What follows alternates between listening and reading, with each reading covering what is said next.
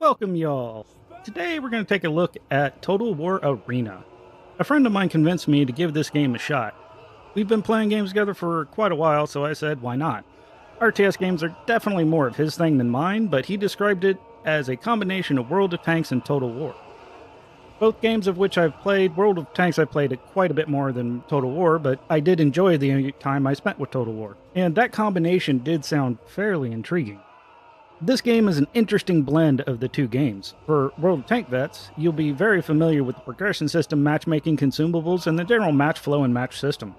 While the Total War vets will be familiar with the rock, paper, scissors approach to units, unit movement, and combat mechanics. Let's take a quick moment to talk about progression. It gets a bit silly here, seeing as with World of Tanks, it's a fairly straightforward progression tree. However, in this game, there are essentially three different levels: commander level, unit level, and your level, which is different than your commander's level. The commander level is also a bit confusing since currently, depending on which screen you're looking at, we'll talk about XP differently. The commander uses free XP to level up, which is in a few places referred to as commander XP. Even though it's the same thing, I think it's just a miscommunication and something they will rectify as time goes on, since this is still a closed beta game. The units level is pretty straightforward. I still have yet to figure out how your level matters at all. It currently just seems as a way for them to implement a regimented reward system. It's the typical free-to-play system where here's some premium, here's some gold, go spend it, get a taste for it, and hopefully you'll buy more. Other than those couple of things, the progression system is pretty similar to World of Tanks, outside of the commander abilities tech tree. However, that tech tree is pretty linear considering they don't unlock anything else once you finish them.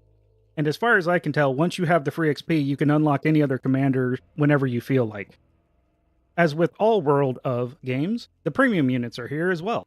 Premium units currently get a plus 50% XP, free XP, and credit bonus, as well as having no repair costs. I don't know about you, but those are currently looking very enticing with those bonuses for when the credit grind becomes real.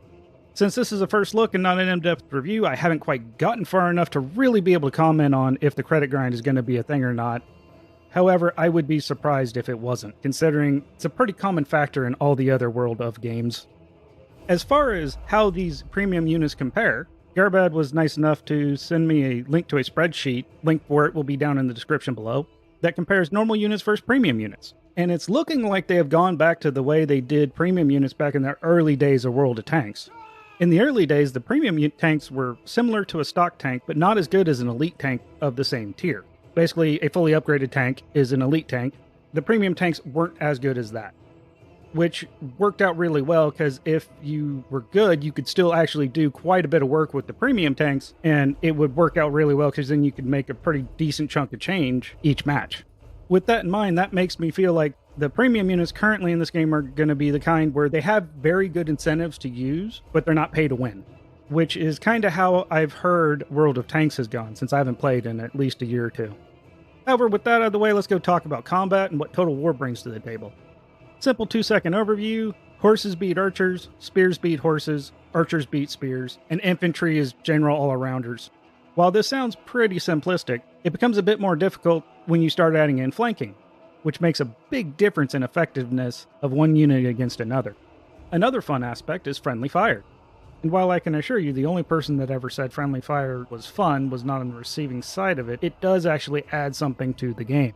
In this case, it adds another level of strategy. If you have two units engaged in melee, and a third unit begins to rain down arrows on those two units, they will hit both of them.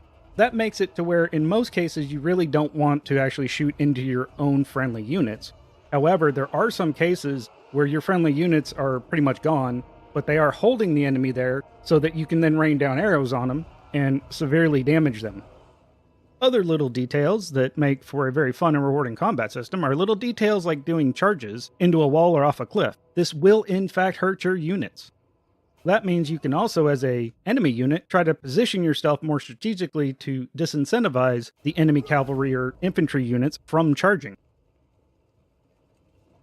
Another interesting aspect to the combat mechanics is the morale system. I don't know all the subtleties of that system quite yet. However, one of the aspects of it is the fact that when your unit gets down to below 30% health, and whenever it's outside of combat, it starts to bleed morale.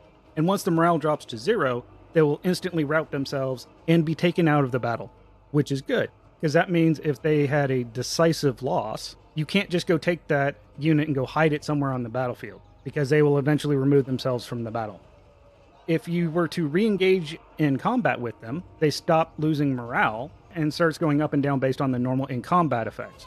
This actually encourages you to use low health units instead of having them run away and try to live. This makes the matches quicker, since low health units will just take themselves out of the match. And while all these things may seem subtle and not that big of a deal, these are the kind of things I found that make a lot of the systems and combat systems much more rich and have depth to them that makes for some really good combat.